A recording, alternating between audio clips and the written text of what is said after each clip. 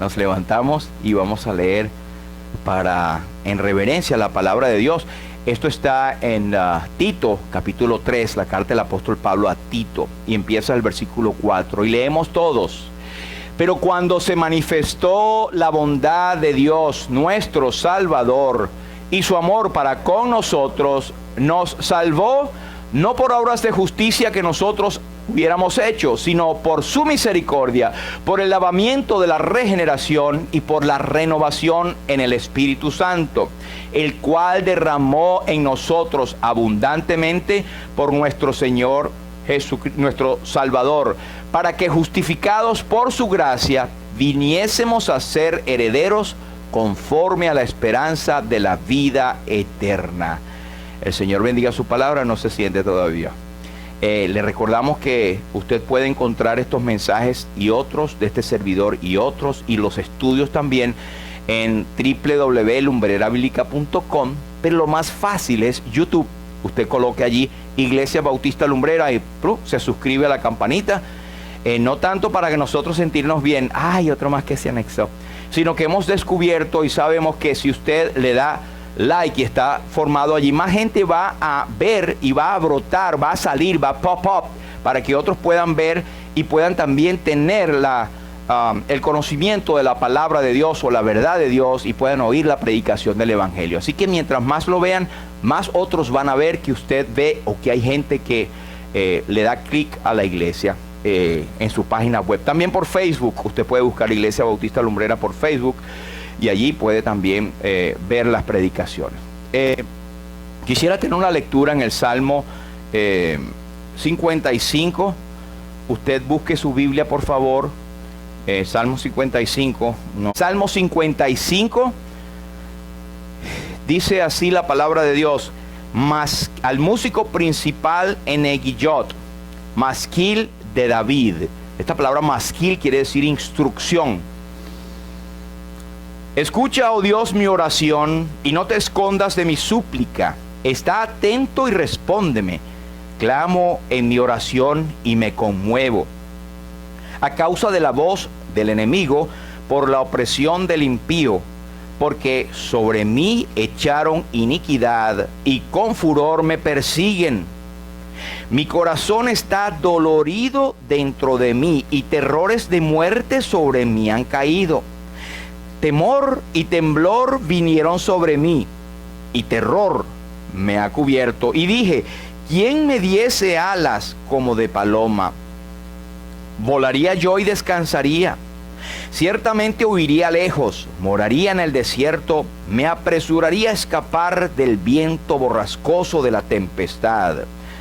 Destrúyelos, oh Señor, confunde la lengua de ellos, porque he visto violencia y rencilla en la ciudad. Versículo 12. Porque no me enfrentó un enemigo, lo cual habría soportado, ni se alzó contra mí el que me aborrecía, porque me hubiera ocultado de él.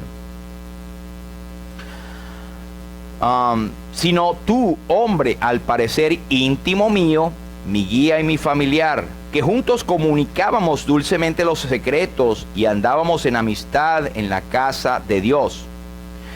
Que la muerte le sorprenda, descienda vivos al Seol, porque hay maldades en sus moradas en medio de ellos.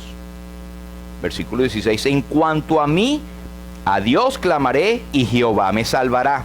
Tarde y mañana y a mediodía oraré y clamaré, y Él oirá mi voz. Él redimirá en paz mi alma de la guerra contra mí, aunque contra mí haya muchos, Dios oirá y los quebrantará luego. Versículo 22. Echa sobre Jehová tu carga, y Él te sustentará. No dejará para siempre caído al justo. Mas tú, oh Dios, harás descender a aquellos al pozo de perdición. Los hombres sanguinarios y engañadores no llegarán a la mitad de sus días. Pero yo en ti confiaré. Hasta aquí, que el Señor bendiga su palabra. Podemos sentarnos. Muchas gracias. Bueno, esta lectura del Salmo, estamos ante el escrito del rey David, uno de los hombres más famosos de la historia. Un hombre que hasta en las cartas de juego, cuando dice, sí, me salió una del rey o 4 del rey, lo que sea, eso es la representación de uno de los reyes más famosos, que es el rey David. Pero David fue un hombre que ha hecho historia e hizo historia porque fue un hombre temeroso de Dios y su corazón estaba conforme al corazón de Dios. A pesar de ello, él tuvo caídas y tuvo situaciones en su vida. Y la Biblia es tan sabia y el Espíritu Santo tan poderosamente sabio como es Dios, de no ocultar los trapitos de la gente, sino que hombres que nosotros vemos acá, Dios saca sus trapitos al sol. Y una de las cosas es para mostrarnos primero que la Biblia es veraz. Hemos cantado tu palabra, oh Señor. Creemos en la palabra de Dios como la única autoridad y como la única verdad. Y el Señor Jesucristo nos dice que debemos escudriñarlas porque en ella os parece que tenéis la vida eterna y ellas son las que dan testimonio del Señor Jesucristo. Pero también es para que sepamos que no estamos exentos, que nadie hay santo en el sentido de la impecabilidad. La palabra santo quiere decir separado por Dios. Pero estos hombres, como el rey David, cayeron y tuvieron sus errores grandes y lo pagaron. Dios tuvo su disciplina. Pero aparecen en la Biblia también, uno, para que veamos que Dios es poderoso en tener gente que mantiene su testimonio delante de los hombres. Pero dos, que esas mismas gentes pueden caer. Pero tres, que Dios en su gracia los puede levantar. Y que la sangre de Jesucristo, el Hijo de Dios, nos limpia de todo pecado. Entonces tenemos acá una experiencia histórica. Lo que le pasó a David aquí es algo que realmente ocurrió. No es una fábula. Un libro de fábula escribiría, y usted lo ha leído, de las fábulas de cualquier héroe, que son simplemente cuentos donde el tipo es perfecto, nunca le pasa nada, el tipo es lo mejor que hay, y si tuvo un error, fue un error al pensar que se había equivocado. Así son las historias de cuentos.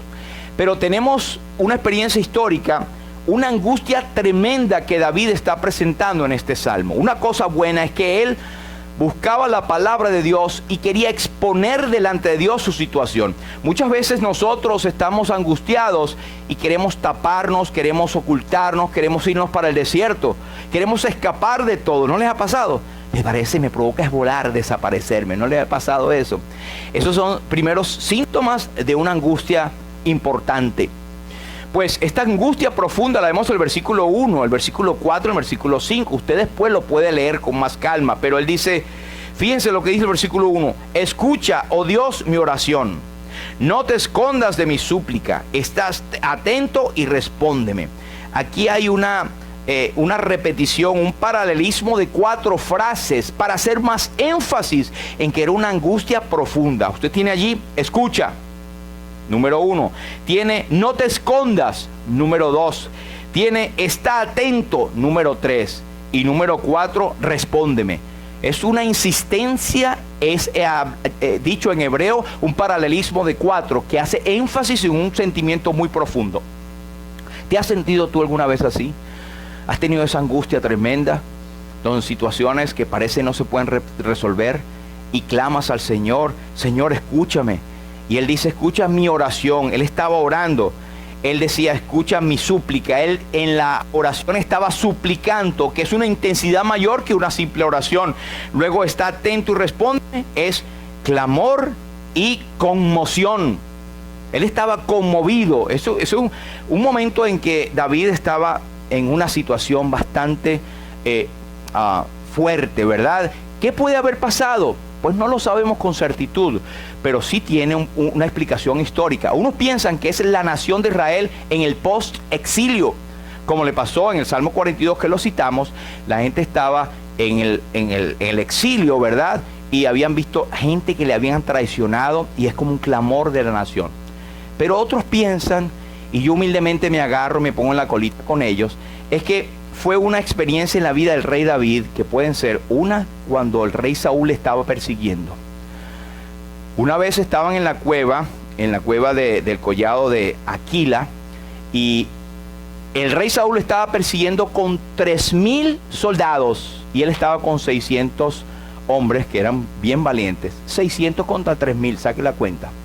Solamente la intervención sobrenatural hizo que ellos salieron airosos. De hecho, Dios le hizo caer un sueño profundo a ellos, donde estaba el rey Saúl y su paje de armas, y él pudo entrar con uno de sus hombres y agarrar la vasija del rey y después mostrarla. Mira, rey, te pude haber matado y no lo hice. Pero bueno, Dios lo libró. Puede haber sido en esa ocasión, pero yo me inclino más en esta. Cuando Absalón, su hijo, se levantó y se rebeló contra el rey David, eso era una angustia y un corazón destrozado.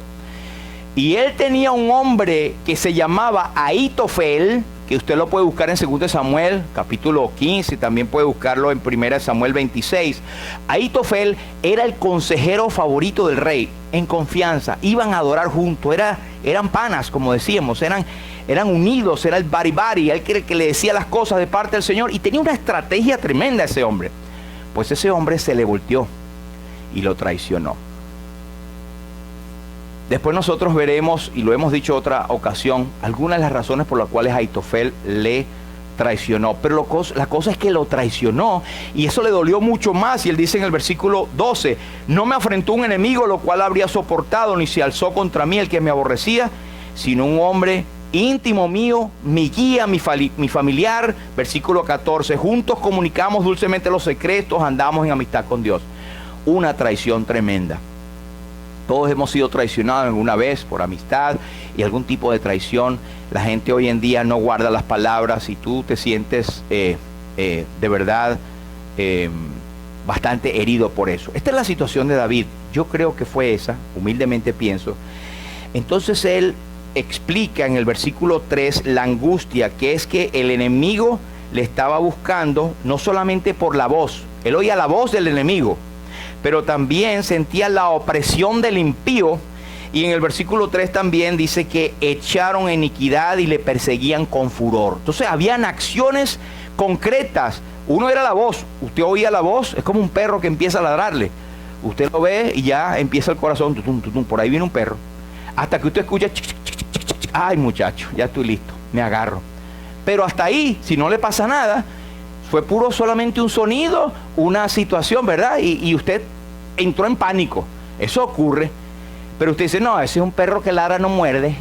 Y lo otro que siente es un tremendo mordisco en la pierna, ahí está, que no muerde. Ahí está. Ocurre a veces. Pero la angustia la vamos a definir como algo que es un miedo de una expectativa de algo que posiblemente ni siquiera ocurra. Pero en David ocurrió. Estos hombres hablaban mal de él y también hicieron acciones contra él. Entonces es una angustia profunda que él tiene. En el versículo 4 dice que su corazón estaba dolorido. Le dolía el corazón. Hoy en día los doctores lo explican como ataques de pánico. Que la gente tiene una angustia muy grande y se siente tan deprimido que cree que el corazón se le va y que tiene un infarto. No, ya siento aquí la presión, me duele el brazo izquierdo o el derecho o la quijada, ya no, esos son síntomas de infarto y son ataques de pánico. Pero por si acaso chequéese, ¿no? Resulta que decía en el versículo 4, dice, terrores de muerte sobre mí han caído. Te sientes que te vas a morir. Me estoy muriendo, siento un ahogo, ya me morí, hasta aquí llegué. Hasta aquí se escribió de mí. Y en el versículo 5 dice que un terror y temblor, la gente empieza a temblar de terror. Entonces él explica las razones, versículos 3, 12 y 14, como ya expliqué, la traición y la persecución. En el versículo 6 al 8 hay una cosa interesante. Mire el versículo 6, dice, y dije, ¿quién me diese alas como de paloma? Volaría yo y descansaría, ciertamente huiría lejos, moraría en el desierto, me apresuraría a escapar del viento borrascoso de la tempestad. Alguien ha escrito que aquí David cometió, como todo ser humano, dos errores. El primer error es pensar que el reposo lo puede encontrar en un lugar. De hecho, hay casas de reposo, ¿ha oído? A mi tía la llevaron a una casa de reposo. Bueno, hay casas de reposo, sitios de reposo. Y yo no digo que sea malo, ¿verdad? Porque hay tal vez un ambiente que se... Pero lo que estamos tratando de hacer énfasis es que el reposo no se encuentra en un lugar, sino en una persona, el Señor Jesucristo. En el mundo tendréis aflicción, pero confiad, yo he vencido al mundo.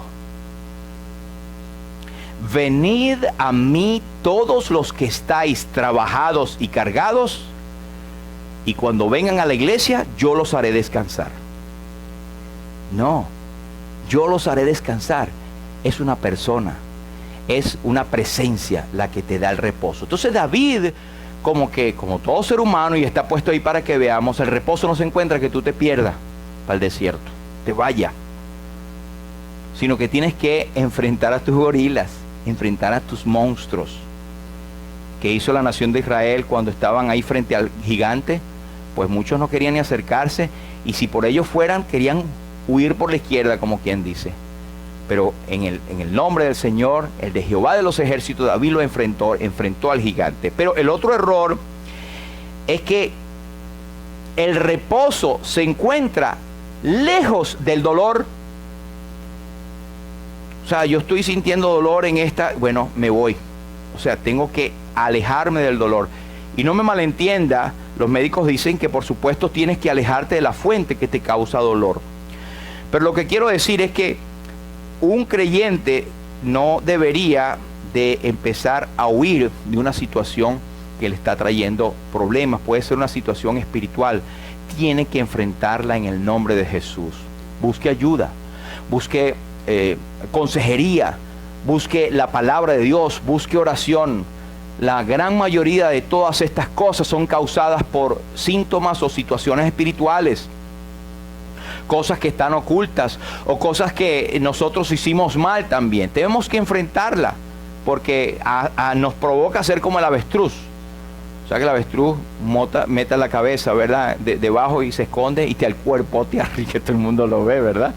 Hacemos a veces como el avestruz. Pero deseos de huir no es principalmente esa salida fácil. Fíjense que hubo una persona que cayó en ese deseo de huir, que fue Elías. ¿Se acuerda en 1 Reyes 18 que él venció a los profetas de Baal y tuvo esa victoria?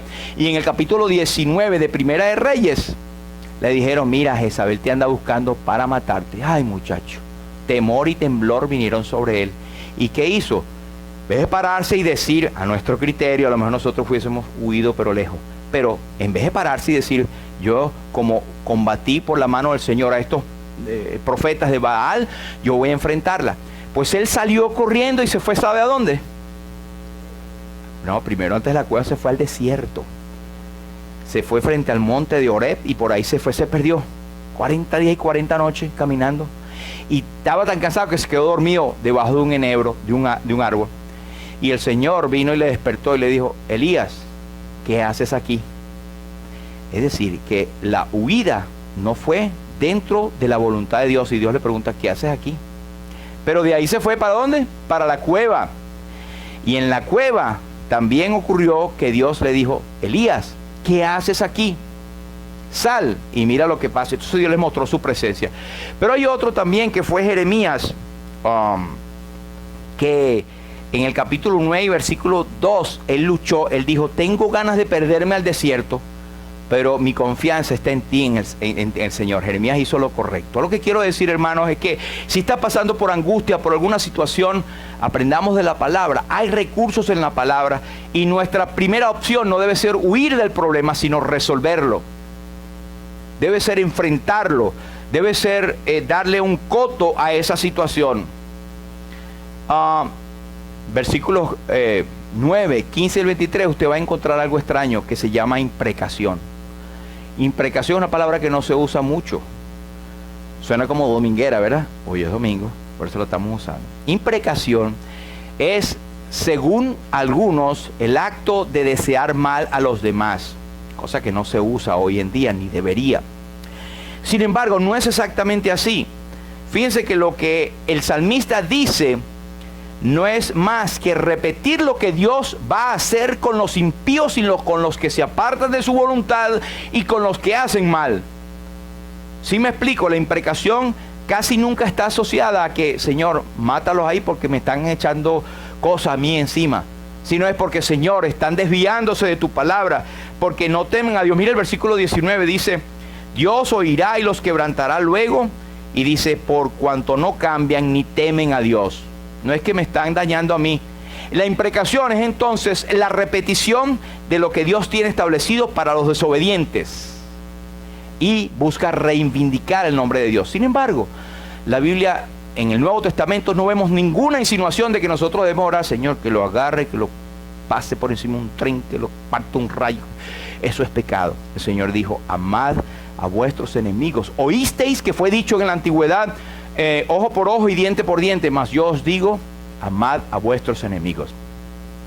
Versículo 16 nos habla del clamor y la respuesta. Él dijo, en cuanto a mí, a Dios clamaré y Él me salvará. Tiene la respuesta inmediata en su corazón. Él nos va a salvar cuando nosotros clamemos a Él. El asunto es que buscamos clamarle cuando ya hemos hecho todo lo posible por nosotros mismos. Y lo último es la respuesta, versículo 22, pero yo en ti confiaré a pesar de todas las cosas.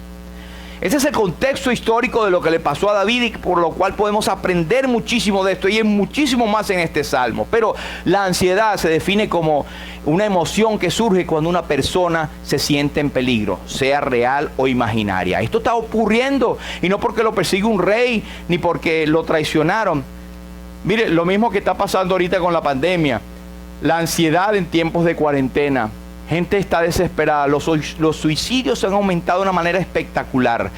Antes de la pandemia habían unos 40 millones de personas en los Estados Unidos, adultos entre 18 y 54 años, que padecían cada año de un tipo de trastorno de ansiedad. Eso era un 18%, que eran 40 millones. Ahora aumentó después de la pandemia y en la pandemia a más del 30%. Más exactamente un 42% de las personas. Son como cerca de los 100 millones de personas que hoy en día están padeciendo esto, según la Infobae.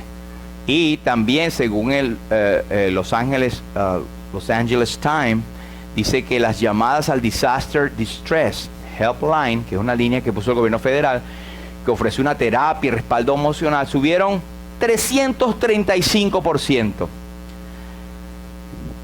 La obra de la iglesia y del cristiano es: hay libertad en Cristo, hay salvación en Cristo. Él te puede librar de las cadenas del estrés, la cadena del pecado, de la angustia y del temor, porque Él es Dios y Él lo llena todo. Y Él llevó lo más amargo en la cruz del Calvario, nuestro pecado, para que tú y yo podamos estar en reposo.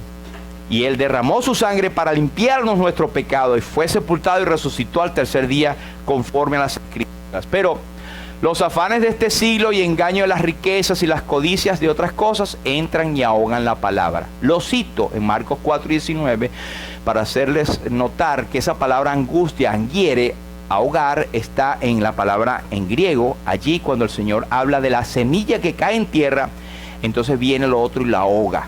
La angustia es como un ahogo, esta es la palabra. Y en Proverbios 2:25, la Reina Valera, esa que usted normalmente usa y que yo uso mucho también, y es amada por todos los latinoamericanos, dice: la congoja en el corazón del hombre lo abate. La congoja en el corazón del hombre lo abate.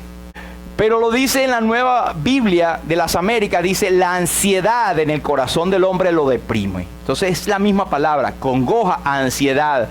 Y la Nueva Biblia Viva dice: la angustia desalienta el corazón del hombre. Entonces para ansiedad tenemos congoja, tenemos ansiedad misma y tenemos angustia.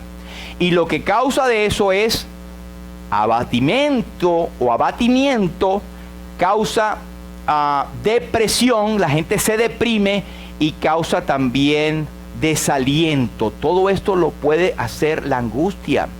Pero hay una buena noticia. La otra parte del versículo dice: mas la buena palabra lo alegra. Y llama la atención que es la palabra que lo alegra. Puede ser a través de una terapia, pero yo creo en la palabra de Dios. pero la buena palabra lo alegra, pero una palabra alentadora lo anima. Así que si esa es tu condición, hay libertad en Cristo y hay una buena noticia. La palabra de Dios puede llenar tu corazón y traerte gozo y dejar esa depresión a un lado. Amén. La ansiedad causa cosas emocionales como temor, como angustia, tensión, nerviosismo, esperar lo peor, etc. Quiero decirles algo, que la angustia es una cosa que Dios puso en el corazón del hombre también con fines benéficos. Si usted no se angustia por nada y viene un tren mandado, va a caer alguien, usted está tranquilo, pues se lo va a llevar. Entonces la angustia es un mecanismo que Dios puso automáticamente en forma natural. Dios te prepara para la acción. Si hay un peligro, Dios te da eso. Pero estamos hablando en el sentido negativo acá. La parte física es que tienes palpitaciones, tienes dificultad de respirar, tienes malestar estomacal. ¿No le ha dado que cuando va a presentar un examen, verdad, le dan ganas de ir para el baño? No me diga que no, porque sería de otro planeta usted. ¿Verdad? Contracciones musculares, dolor de cabeza, fatiga, etcétera. Son cosas físicas. Y David dice aquí, mi corazón me duele, temor y temblor vinieron sobre mí. Es como decir, las piernas me tiemblan y un terror me ha cubierto. Ahora, la pregunta es, ¿sabe Dios mis ansiedades? ¿Sabe Dios tus ansiedades? En esta mañana no es casualidad que tú estés aquí. Dios tiene la palabra para ti. Y esta es la palabra principal. La palabra de Dios, pero la palabra que por el Evangelio le traemos. Hay libertad en Cristo. Seríamos necios si no estaríamos cumpliendo con la voluntad de Dios si no le decimos que este es el Evangelio, que Cristo murió por nuestros pecados conforme a las Escrituras, que fue sepultado y que resucitó al tercer día conforme a las Escrituras, y que no me avergüenzo del Evangelio porque es poder de Dios para salvación a todo aquel que cree. Está al alcance de todo el mundo. Si usted no tiene la seguridad de salvación, usted puede estar en depresión, así se siente tranquilo, pero usted no tiene seguridad del próximo segundo en su vida. Como nuestro hermano leyó esta mañana en primera de Tesalonicenses 4, nosotros nos entristecemos cuando muere alguien de nuestra familia. Cuando es creyente, no nos entristecemos como los que no tienen esperanza. Esto nos causa a nosotros una esperanza tremenda. A tal forma, no es que deseamos la muerte, sino que decimos, mira, si el Señor me deja aquí, bueno, para la gloria de Él. No sea, ya sea que vivamos o muramos, del Señor somos. Y Él decía, como decía el apóstol Pablo, nosotros decimos, queremos estar y partir con Cristo, lo cual es muchísimo mejor, porque para mí el vivir es Cristo y el morir es ganancia. Entonces Dios sabe tus angustias. Y qué casualidad, y no es casualidad, pero el versículo 22, David dice, echa sobre Jehová tu carga y Él te sustentará. En medio de esa angustia, Él sabía dónde iba a ir su corazón, a Dios.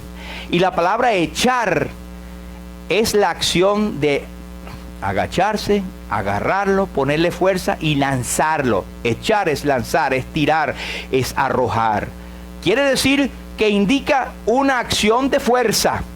Si tú quieres librarte de tus angustias, posiblemente es la parte de tus pecados, cosas que no has hecho, cosas que te ha ocurrido, échala fuera, échalasela al Señor, porque ni tú ni yo ni nadie puede cargar esas cargas inmensas que, valga la redundancia, que vienen sobre el ser humano. Echa sobre el Señor tu carga y hay una promesa, Él te sustentará. De este versículo lo agarró San Pedro en primera de Pedro capítulo 5 y versículo 7, cuando dice, echando toda vuestra ansiedad. Y él carga, le da entonces el sentido de ansiedad. Fíjense qué interesante, que San Pedro ya traduce carga como ansiedad. Y dijimos que ansiedad es sinónimo de congoja y de angustia. Y él dice, guiado por el Espíritu Santo, echando toda vuestra ansiedad sobre él, él dice, sí, echando toda vuestra ansiedad sobre Él, porque Él tiene cuidado de vosotros. Él tiene cuidado de vosotros. Él te sustentará. Sed sobrios y velad. Una cosa que es como un consuelo es que eso no lo estás pasando tú solo. Dice, resistid firmes en la fe, sabiendo que los mismos padecimientos se van cumpliendo en vuestros hermanos en todo el mundo. Por eso es que gente que ya ha pasado tiene la experiencia, tiene el background y te puede ayudar. Gente madura, gente del Señor que te puede ayudar, porque la gente del Señor, gente madura, no son gente que están en un jardín de rosas todo el tiempo, sino que han pasado por el valle, no están en el tope, pero han sido confortados con el Señor y nos pueden ayudar con eso. El Señor le dijo a Marta, porque Marta, cuando el Señor vino a visitarle, se puso a limpiar y a moverse y todo, y María estaba a los pies del Señor, y ella le dio como esa envidia, esa cosquillita, y ella trabajando y la María sentada a los pies del Señor, y le dijo al Señor: Señor, pero no te da cuidado que María está ahí sentadita, dile que me ayude. En otras palabras, le está diciendo al Señor: Señor, tú también estás distrayéndome a la muchacha, dile que me ponga aquí. No entendía, y eso quiero llegar al punto, hermanos, que a veces la mucha complicación, el mucho trabajo, las muchas actividades nos pueden causar cansancio, depresión y ansiedad cuando no están enfocadas en el Señor. No, que yo trabajo para el Señor, pero no me da tiempo ni para la iglesia. Entonces hay algo ahí que no está raro, está raro. Afanada y turbada estás con muchas cosas. Ella ha escogido la buena parte, la cual no le será quitada. Mañana puedes tener, Dios mediante, si estamos vivos, trabajo, puedes tener situación, examen, cosas que te vienen. No te afanes. El Señor traerá su propio afán, y con el afán la ayuda también. Amén. Este ejemplo de Pablo lo voy a pasar rápido por el tiempo, pero quiero decir que Pablo, no hubo otra gente, otro ministro que tuviera tanta angustia como él. Fue apedreado, pasó por peligros por río, lo bajaron de cesta, le cayeron a piedra, lo metieron en la cárcel, etc. Y de paso, él decía todas las preocupaciones de todas las iglesias, pero todo lo puedo en Cristo que me fortalece. Ahí estaba su confianza. Job 14:1 nos dice: los pocos son los días y muchos los problemas que vive el hombre nacido de mujer. Esto es verdad, hermanos. Quiero salir entonces a la parte de lo que Dios ha provisto para nosotros en medio de la ansiedad, con unos 4 o 5 punticos. Primero, clamar al Señor. Esa es nuestra primera acción en medio de la angustia. En cuanto a mí, dice el salmista, dice David, clamaré a Dios y Jehová me salvará. Pero mire la frecuencia, él pone tarde y mañana y a mediodía oraré y clamaré, y él oirá mi voz. Alguien se puede preguntar: bueno, si fuera yo pongo, la madrugada, mediodía y en la noche. Recordemos que estos tenían costumbres orientales y el día comenzaba al ocaso del día. Por eso dice tarde y mañana. La tarde para ellos es la madrugada nuestra. Ahí comenzaba el día.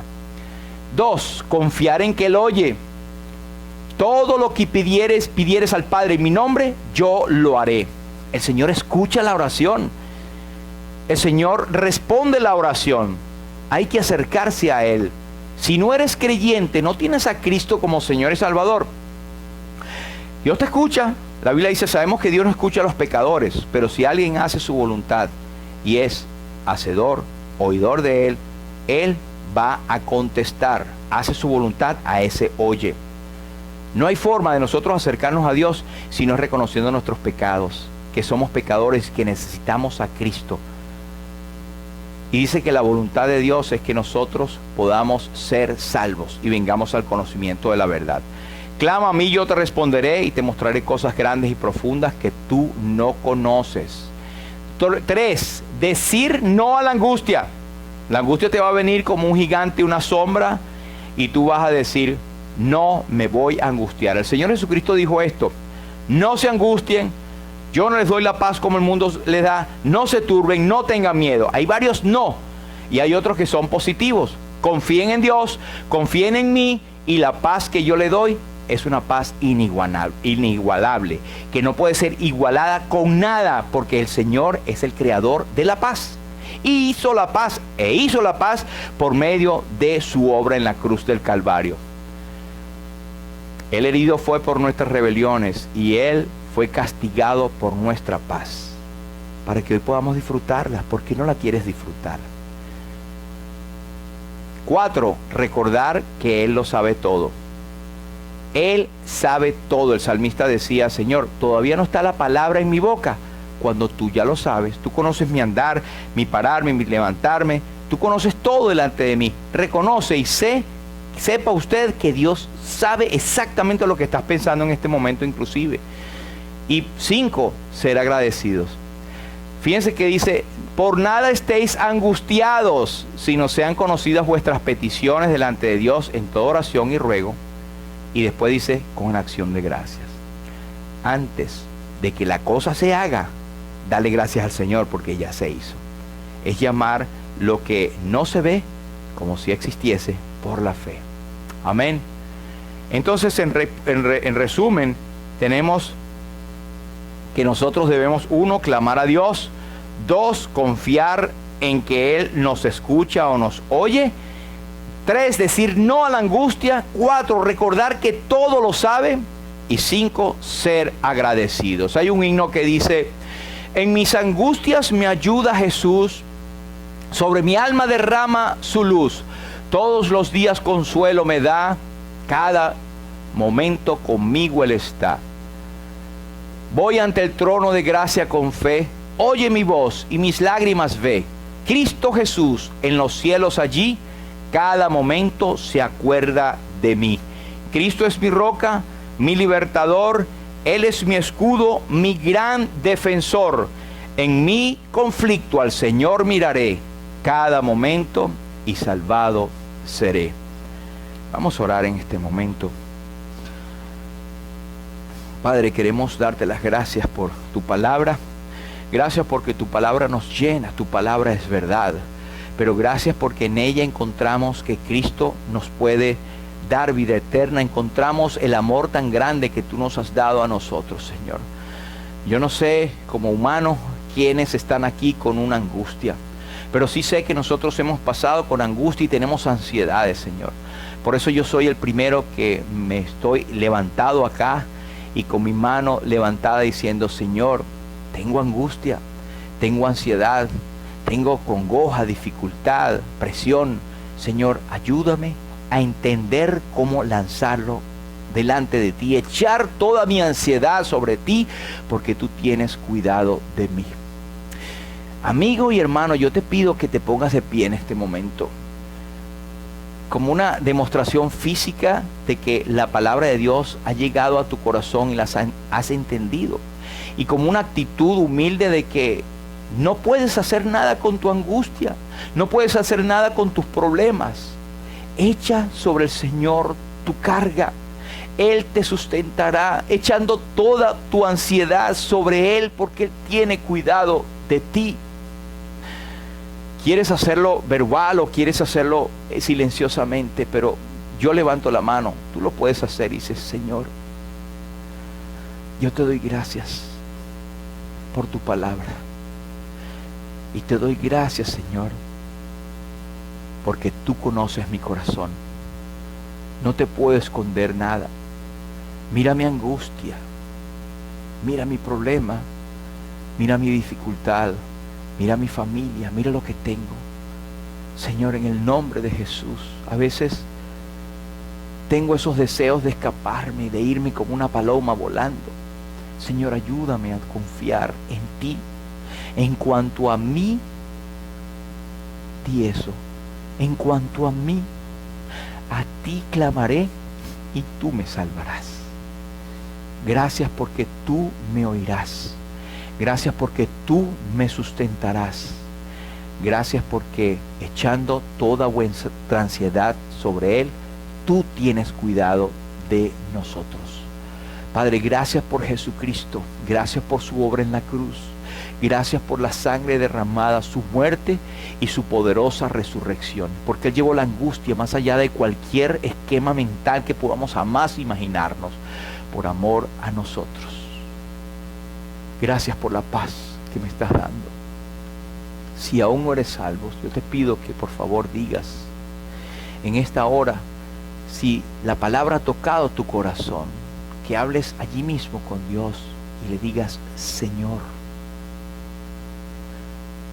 confieso que soy pecador o pecadora. Te pido que me aceptes. Te pido que yo pueda ser recibido como tu hijo. Confieso que Jesucristo es el Señor.